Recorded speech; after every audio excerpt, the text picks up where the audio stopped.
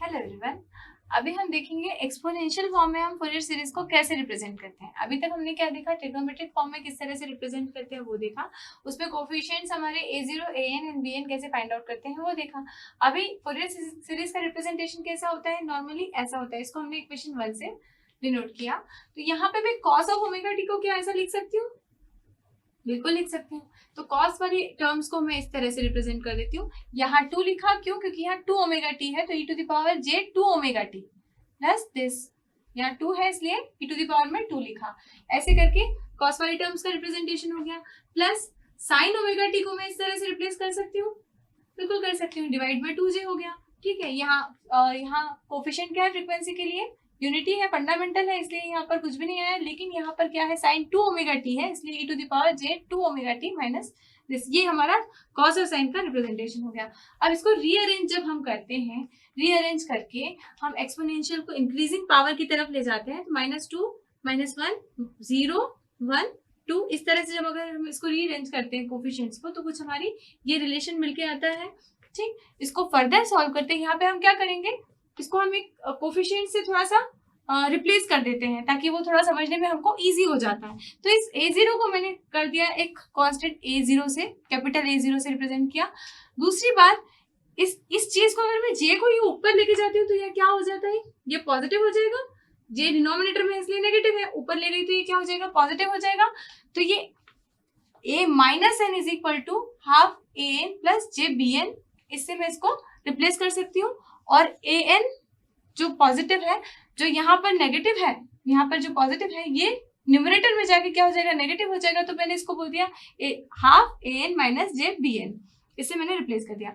अब मुझे क्या फाइंड आउट करना है, पिछले केस में हमने क्या किया था, ए एन और बी एन फाइंड आउट किया था। यहाँ हमको कैपिटल ए एन कोफिशिएंट को फाइंड आउट करना है। उसके लिए हम क्या करेंगे, जो हमारी ये टर्म है जिसको हमने इस तरह से लिखा है a2 a1 एंड a2 इस टर्म्स में लिखा है, इसको यदि हम फर्दर सॉल्व करना चाहे और an की वैल्यू फाइंड आउट करना चाहे, जनरलाइज रिलेशन पाना चाहे an के लिए, तो हम क्या करेंगे, LHS और RHS दोनों ही साइड पे e to the power minus jn omega t का मल्टीप्लाई करेंगे। याद करेंगे हमने ट्रिग्नोमेट्रिक में क्या किया था, कोसाइन कोफिशिएंट फाइंड आउट करना था तो हमने cos of n omega t का मल्टीप्लाई किया था। या एक्सपोनेंशियल की बात चल रही है तो हमने क्या किया, e to the power minus jn omega t का दोनों साइड पे मल्टीप्लाई कर दिया और उसको इंटीग्रेट कर दिया, डेफिनेट इंटीग्रल 0 से लेके 2 पाई तक के लिए दोनों साइड पे किया हमने।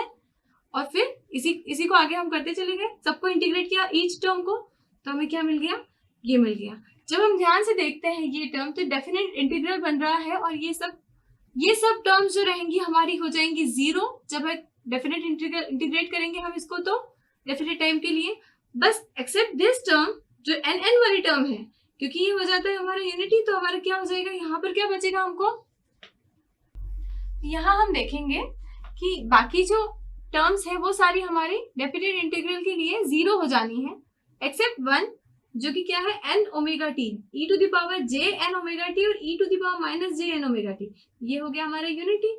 तो हम इसको क्या लिख सकते हैं, बाकी सारी टर्म्स हमारी क्या हो जाएंगी, 0। ये भी टर्म 0 हो जाएगी, ये भी टर्म 0 हो जाएगी, ये भी 0 हो जाएगी। तो हमारे पास फाइनली क्या बच जाता है, 0 to 2 pi f of t e to the power minus j n omega t d omega t will be equal to 0 to 2 pi a n e to the power, ये तो हमारा हो गया unity, e to the power n omega t into e to the power minus j n omega t, ये हमारा हो जाता है यूनिटी। तो ये हमारे पास में ये बच जाती है फाइनल टर्म। जब अगर हम इसको इंटीग्रेट करते हैं तो हमें क्या मिलेगा, इसको इंटीग्रेट करते हैं तो हमें मिलेगा 2 पाई इंटू ए एन, ये हमें मिल जाता है। इसका मतलब मैं this is equal to this कर सकती हूँ, 0 to 2 pi f of t e to the power minus j n omega t d omega t will be equal to 2 pi into a N.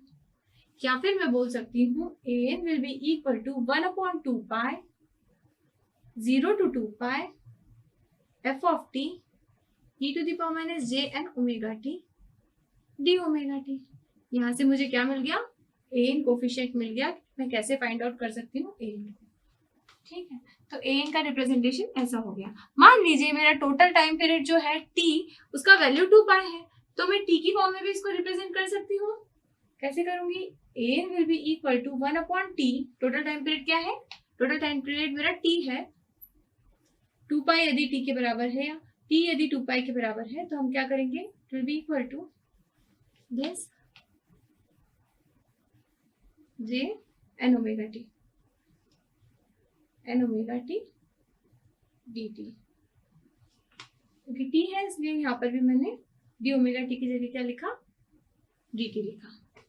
ठीक, तो ये आपका रिप्रेजेंटेशन होता है, an आप इस तरह से रिप्रेजेंट करेंगे।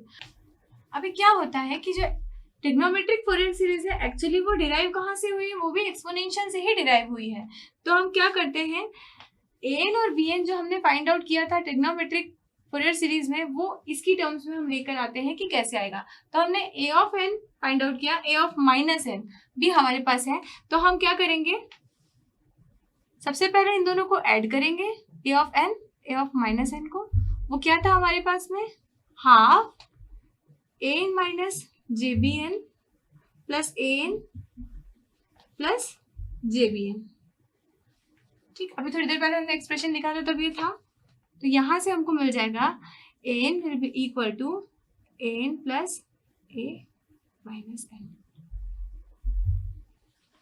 सिमिलरली यदि मैं इनको सब्ट्रैक्ट करती हूँ तो मुझे क्या मिलेगा, an minus minus n will be equal to half of an minus jbn minus an minus jbn, जहां से मुझे क्या मिल जाएगा, bn will be equal to j an minus a minus n। ठीक है, क्योंकि यहाँ से 2 आ जाएगा, वो 2 इससे कैंसिल आउट हो जाएगा, तो अल्टीमेटली हमें ये मिल जाएगा। तो यदि हमारे पास में इसका एक्सप्रेशन है an का और हमें फाइंड आउट करना है ट्रिग्नोमेट्रिक फॉरियर सीरीज के कोफिशिएंट्स, तो हम डायरेक्टली यहाँ सब्स्टिट्यूट करके ये निकाल सकते हैं। तो इस तरह से हमारा एक्सपोनेंशियल फॉर्म ऑफ फॉरियर सीरीज निकाल के हमने देखा।